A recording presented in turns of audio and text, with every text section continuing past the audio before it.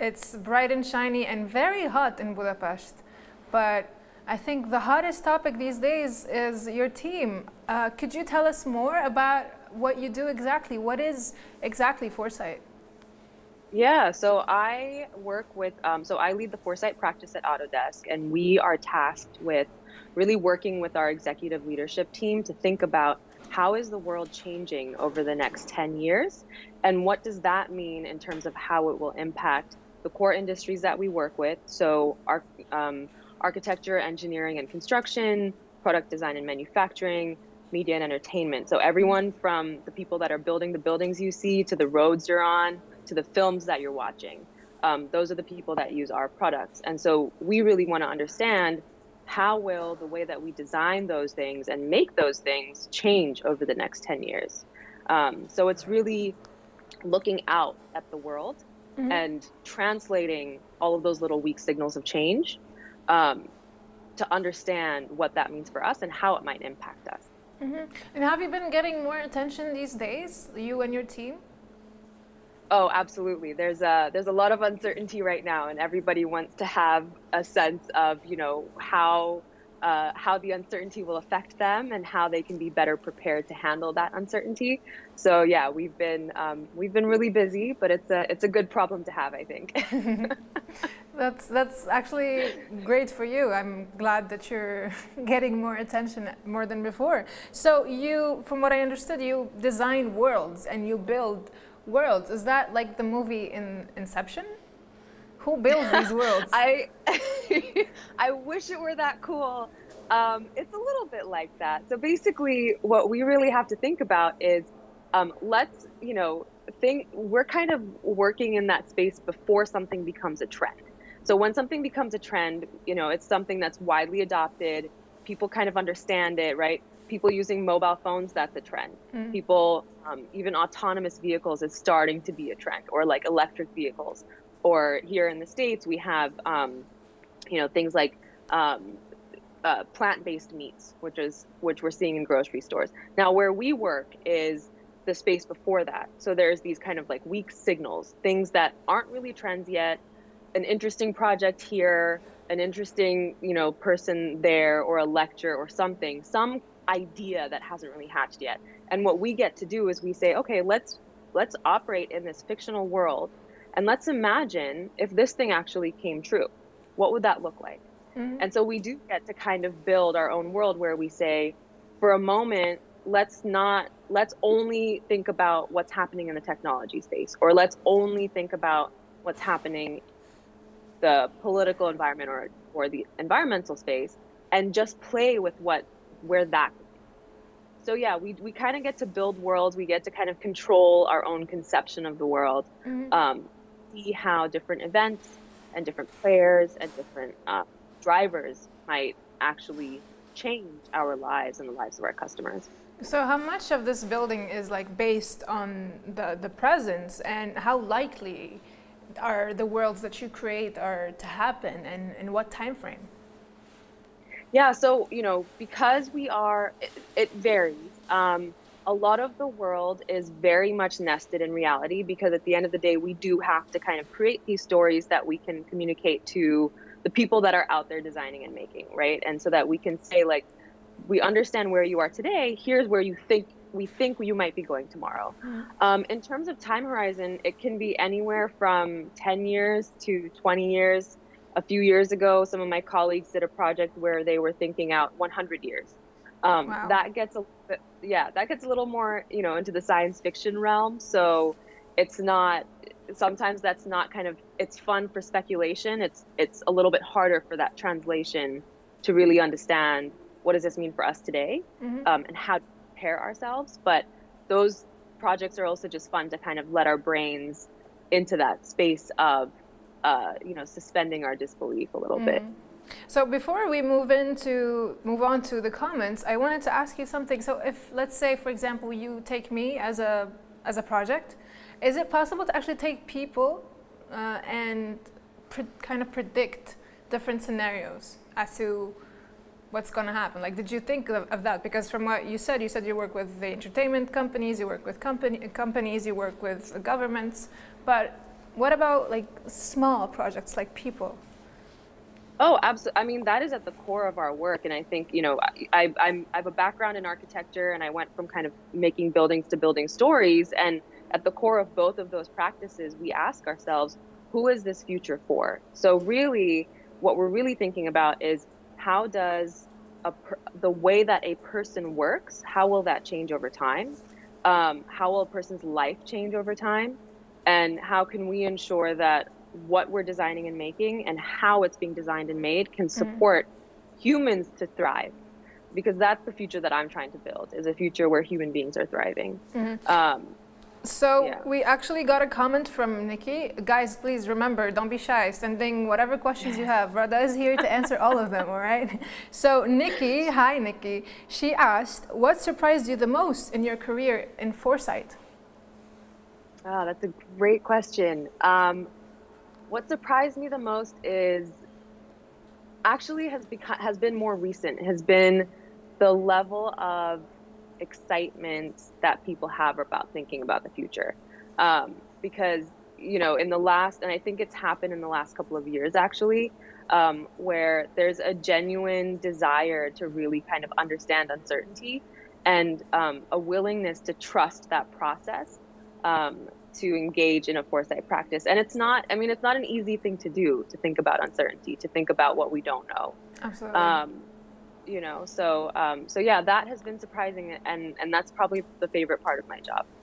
That's great. So I think you might have seen or heard about the Nostradamus quotes from Les Prophéties that they were going around for a certain period of time on social media, which were saying that he kind of predicted the future, like, I don't know, 1,000 years ago, and which wasn't exactly accurate. So how do you think we can spot fake predictions?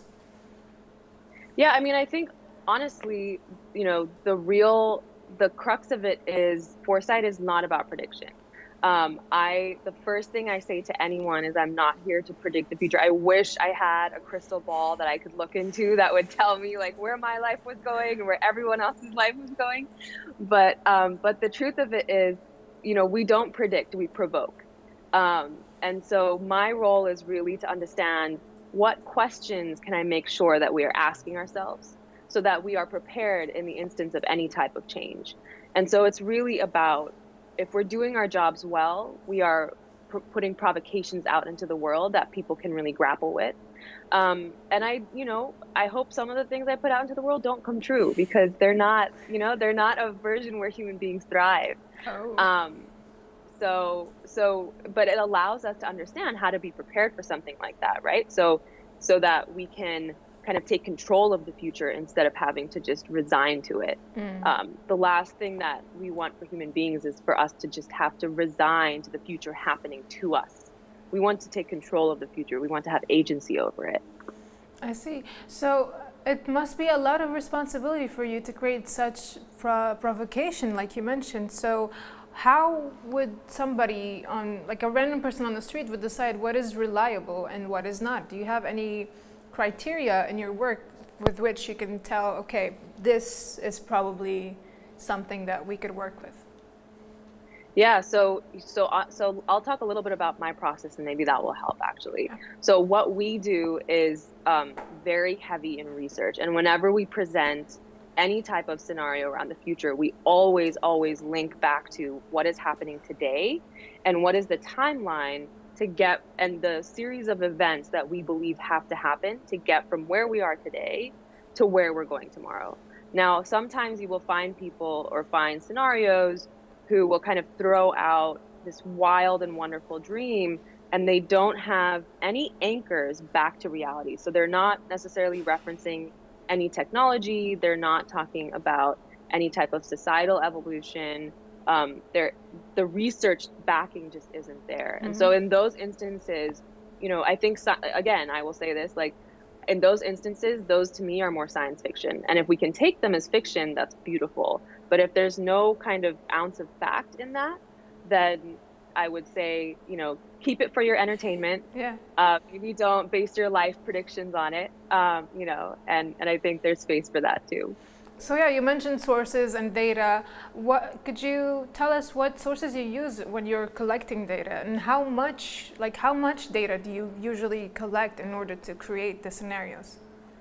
Yeah, so we did a project last year where we produced 4 scenarios for the future, and that project took the span of an entire year, about 10 months, where we spent 6 months going out, interviewing people across the company and outside of the company to really understand what their current state was and how they thought the future would change. And then we did what we call a horizon scan. And a horizon scan is really kind of looking out into the horizon and collecting those weak signals of change. Moments that look interesting, but the dots haven't been connected into a full-blown trend yet. And so those sources can be anything from, your magazines and newspapers to new curriculums that we're seeing coming out of universities to policies that are coming out in local regions, experiments, patents, anything that has a level of newness is basically what we're looking for. And we pull all of that together and turn that into a story. And so that takes about, a good, robust scenario process can take anywhere from kind of 6 months to 12 months, and sometimes even longer. Well, we actually have an interesting audience, an audience member who is interested in what you're doing. Jofi is asking you, how does one become a future architect? It sounds really interesting. What skills would I need to obtain? Or what would be your suggestions for somebody who is interested to have a career as yours? Yeah, so there's a few different ways in. Now, these days, there are actually programs at universities that have degrees in foresight. That wasn't, as prominent when I kind of wandered into this field. But any type of background in design or design research is a really great kind of help. I came through the architecture route, and what that really became helpful for was being able to kind of think about the wider system and being able to navigate complexity. And as an architect, we were already having to kind of imagine what might the world look like in 50 years when this building that I'm designing is still going to be standing, right? So buildings kind of became future artifacts. But in terms of skills, I would say, kind of research skills, visual and verbal communication skills, a deep interest in being, wanting to kind of consume all sorts of information. I mean, I think Twitter is actually a really great research source. Social media has some great signals about how the world is changing and how people are consuming information in new ways. And so it's a lot of design, it's a lot of research, and it's a lot of kind of, a little bit of that design thinking practice. We're trying to kind of separate a little bit from that because foresight requires a bit more of that kind of longer term thinking. But at the core of it is really design and research skills. And a lot of patience, obviously. And a lot of patience, absolutely. So you mentioned that the whole scenario and the whole foresight takes a lot of time and it could be long term. So how do you do a peer review, especially if some events that you might have predicted might not happen in your own lifetime? Yeah, I mean, that's you've hit it on the head. Like, that's the really interesting thing about what we do. And that's the difference from, being able to work in architecture and see your buildings actually get built or your projects actually get, come to fruition. And there are some things that, when I started working in this field, there are some things that now 10 years later I can kind of go back and see like, oh, how was the research? Did we actually see that coming? But, there are certain things where 50 years out, will I be able to, at 80 something, will I be really going back and saying, let me go and check and see if that prediction came true? The best that we can do though is, everyone is really kind of building out these scenarios. And so we do go to our peers and we say, like, what are you finding in your scenarios? Or what are the weak signals that you're noticing? And that's we're all kind of on this path of provocation, but we can at least compare the initial signals of change and the things that we're noticing and see if there's similarities or differences in that.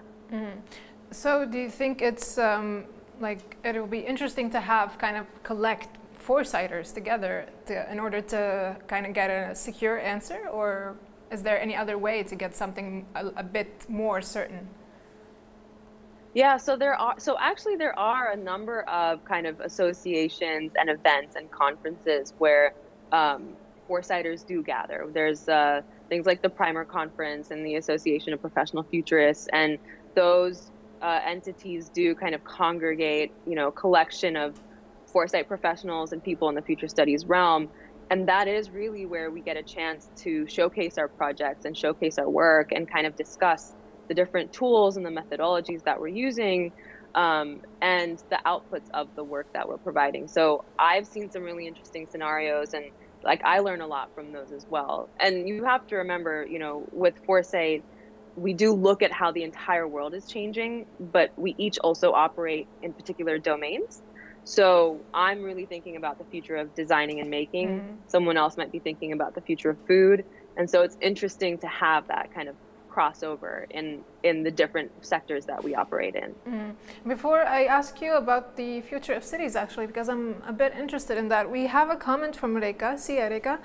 She's asking how much did the pandemic accelerate milestones expected to happen in the future compared to maybe a few years ago?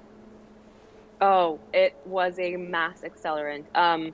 So there were things that we were anticipating happening in 3 to 5 years from 2019. Can you give us some examples? And yeah, for example, we saw, a move to new models of learning and new models of education. So we saw this future where people weren't necessarily going to a traditional university model or going into the classroom, but where virtual environments would really be the kind of bring access to education to more people across the country and across the world.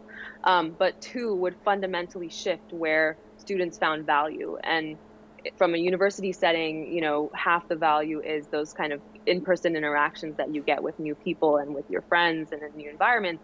And what we were kind of envisioning was in a virtual environment, kind of like Ready Player One, how does the role of learning really change, and how do the tools and the technologies allow for that to happen? So that what we saw through, coming maybe 3 to 5 years out, because we didn't think the infrastructure was there yet, and we've seen actually it's not there yet. But that was one trend that was, very significantly accelerated because of COVID.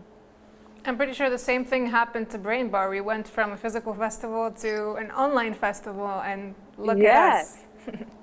I'm glad. Sounds like, it's looking great. Yeah, so. Thank you. Thank you. We have a really hardworking team that I'm super proud of. All right, so how do you make people listen to you? Like, if you come up to me saying, well, I have this theory about the future, I'd be like, okay, crazy lady. No offense. Yeah. Yes, that is that is a big kind of like thing on the top of my mind. So the way you have people listen to you is you have to talk about things that matter to them. And so for me, and that's my biggest thing, I think we have to think about the future, and you have to start with people at the center of this future. And when we prioritize technology, or we prioritize technological advancement, or whatever it is, that's when you lose people, because they don't see themselves in these visions of the future. So my biggest thing is I always want to start from a place where I can find what matters to people, and I can think about how that will change, and then kind of build a sense of urgency around the fact that we want to think about these things head on, and we want to get to them early on so that we have some control and agency over the future. And so that we're not just having to sit back and say, oh, I just have to let this future happen to me. So we have a question from Andrea Dickinson. She's asking, what is the scope of these foresight projects? How broad or how deep do you go? Yeah, so there's a few different ways of thinking about scope. So oftentimes in terms of time horizon, we go about 10 years out, 10 to 15 tops. In terms of industry, we really look at the core industries that I'd mentioned earlier, which is, architecture, engineering, construction, product design, and manufacturing. media and entertainment. And we go as deep as a particular technological advancement. So thinking about the future of robotics on construction sites, or a particular new role in the future. So what might, in this same context, what's the evolution of the factory worker on a factory line with a robot to a cobot team manager, meaning a person who is managing a collaborative robot human team on a construction site, and what might that look like? And because we work with our research team who does a lot of the kind of physical prototyping of new buildings and new products and things like that, we can really go deep into how far we want to push the technology, and then kind of work our way back out and say, well, at a high level, what might the city look like if we were to implement this technology in the design of the city or the design of a product? Well, you talked a lot about technology, and our comments are firing up. Thank you, guys. Please keep sending them. So Changa is asking you, do you think we will advance with technology to a future where everything will be predictable? So where everything wouldn't exactly need to be, predicted, and you wouldn't have a job anymore? Yeah. So I think, so here's the thing is, I think that the technology is already there to do that. The thing that is kind of, maybe a saving grace is that the policy isn't there to allow for the complete use and of that information, so that everything that is predicted is publicly known. And that's kind of the difference right now, is we still act as that mediator between the prediction, like the data and the prediction technology, and what it means for human beings. And the thing that I will say also here is, I think there will always be a role for human beings. As we think about the future, we have to be thinking about, what are machines good at, and technology, and then what are humans good at? And I think humans are really good at understanding human intuition and being able to come from a place of empathy and being able to kind of translate the predictions that come from our, advancements in technology, and to kind of bring those down and give it a personal touch. Because can you imagine a robot telling you how your life is going to go? That's probably not the best way to receive information about your future. Yeah. And so I do still think that there's a place there for kind of human beings, even in that prediction future. Have you predicted anything when it comes to, I don't know, a future of a city like that, what it would look like in, let's say, I don't know, 10 or 20 years from now? Have you had any project to deal with that? Yeah, absolutely. So last year we did this project that was focused on 4 different futures, and we looked across what we called 4 different terrains. And what we really wanted to think about was, how will the notion of city change in the future? And what is the role of the citizen in that city to kind of guide the evolution of that city so that it meets their needs and their expectations? So the 4 terrains that we looked at were a city that had just come out of hosting the Olympics, and what impact the Olympics had in a future where the Olympics didn't completely, kind of take all of the resources of the city, but where the Olympics actually helped citizens to thrive even after the events were over. And that's not, this might be controversial, but that's not typically what we have historically seen with cities that have hosted Olympics. And then we looked at a city that was on an island that had been hit by a hurricane, and what that might look like, and how design might help citizens to be more resilient in the face of such unpredictable kind of chaotic events. We looked at a village in a hilltop town where an earthquake had occurred, and where access to technology and access to tools was a little bit more kind of cumbersome. And so how do we get technology to those places? And then we looked at a small town, and that was primarily focused in the United States, but we looked at a small town in the middle of America that had historically been a manufacturing town that now had to kind of reinvent itself in this new age of configurable microfactories. And what might that look like for, the 70-year-old woman who just wants to retire in the town that she grew up in, and the 25-year-old who just graduated from university who wants an exciting new career coming out of school. So, and those were really interesting to us because we got to see how the role of people might change over time.